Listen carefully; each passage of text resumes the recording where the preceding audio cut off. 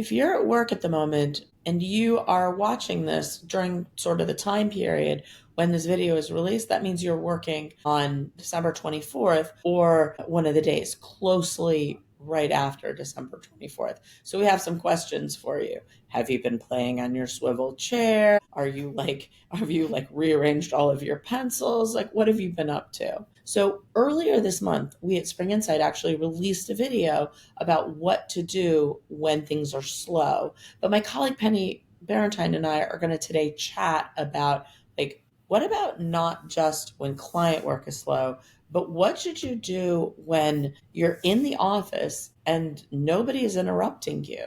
You really are able to just focus on your work. So my name is Erika Dickstein with Spring Insight. And I'm Penny Barentine. Awesome. Also with Spring Insight. So Penny, let's talk about this. Why, we're sitting here, we're releasing this on December 24th.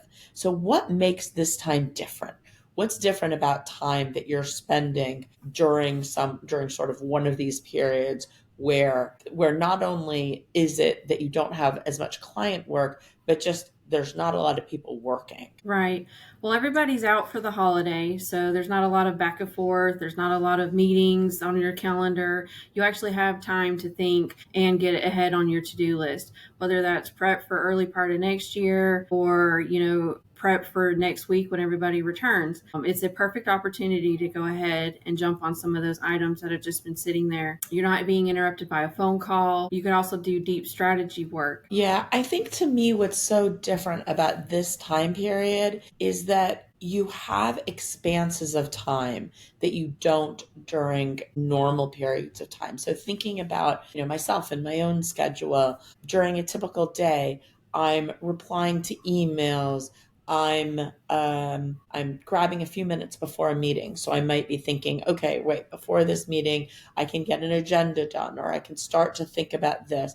I'm responding to Slack comments. There's things, always happening between the team where we're talking about preparation, or did you get this done, right? So it's just you're always so much of the time, such a large percentage of the time, you're being pulled in multiple directions. And so your focus, for those of us who are able to like do multiple things at once, you're not able to focus all of that energy. And that's what you can do during this period of time because, right, you don't have all of these other things pulling your attention. So you're able to really deeply focus on one thing, which is why to me, this time is actually more special than you normally have, right? Than normal time, because you are able to just really focus in on the work that you do.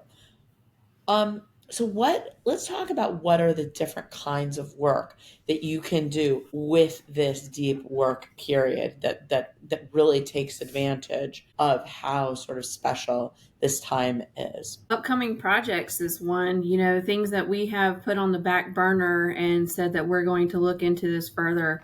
This is a perfect opportunity to actually dig deeper into what these projects could be, whether that's a new service, a tool that we're planning on integrating, a new software, anything that helps improve our workflow or our services to our clients. And also deep strategy work. So think about those things for next year. What are some areas that you kind of want to just give a little bit more thought to? Whether it's a new marketing plan, whether it's entering into a new service offering, or creating a new niche, right? These are all these kinds of work that you would want to really be able to sit down, think strategically, and understand things on a deeper level, come up with a bigger, more robust plan. Right. And so part of that strategy work would also be how does it fit into our workflow and our technical stack? So that would be deep technical work as well, as where this time would also come in. Can it fit into our automations? And, is it going to take another tool? Is it going to take another person? Just how is it going to fit into the workflow overall? Yeah, I love the idea of deep technical work during times like this too, because, when you start messing with your tech stack, when you start messing sort of with your workflows, things are going to break. Like this is just an inevitability. I mean, we're not like, this isn't like wishing bad luck on anybody. It is just the case that as you continue to sort of create and recreate your organizational infrastructures, you by definition have to break them. So doing that during time periods when you're slower is such a benefit, because that's not the work you want to do when you're under a time crunch and you've got to like produce a proposal, and you've got a deadline for a client, and all of a sudden you've got one person who's working on improving your communication system and breaks everything, and holy crap, you can't Right. talk to one another, right? So Right. that's not when you want to do it. But this right here, where you can kind of test things and be methodical, knowing that you're going to break things, is so beneficial. Awesome. So, I mean, I think the last thing that I'll say, though, and is, don't get so tied up in making sure that you're using this time efficiently and effectively, that you don't also recharge your own batteries. Make sure that you Right. also use this. And by the way, I would even say that the time that you spend when you are able to do this kind of deep work, right? 1 hour is equivalent to 3 or 4 hours. So you're going to need more breaks. You do need to give yourself more sort of ability to relax and recharge. So if you are a celebrator of Christmas, get yourself some eggnog, take time with your family and with your friends. Make sure that you really are building that piece in.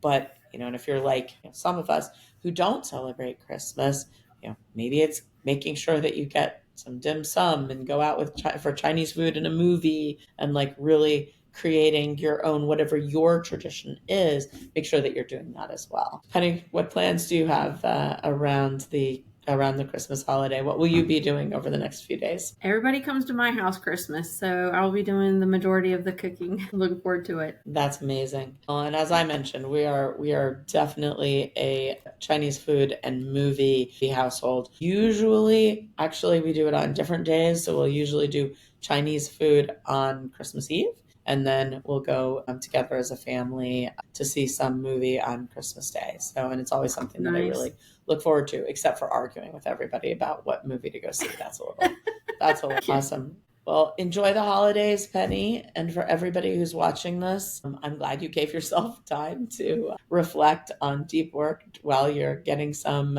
done. Thank you so much. And if you've enjoyed this video, I hope that you'll like it. I hope you'll subscribe as well. We put new content out every single Tuesday about how to more effectively create an online presence, particularly for subject matter experts and government contractors. And if you need help with that, please go ahead, go to our website, springinsight.com, and sign up for a free audit or consultation, and we'll go from there. Merry Christmas, Penny. Merry Christmas.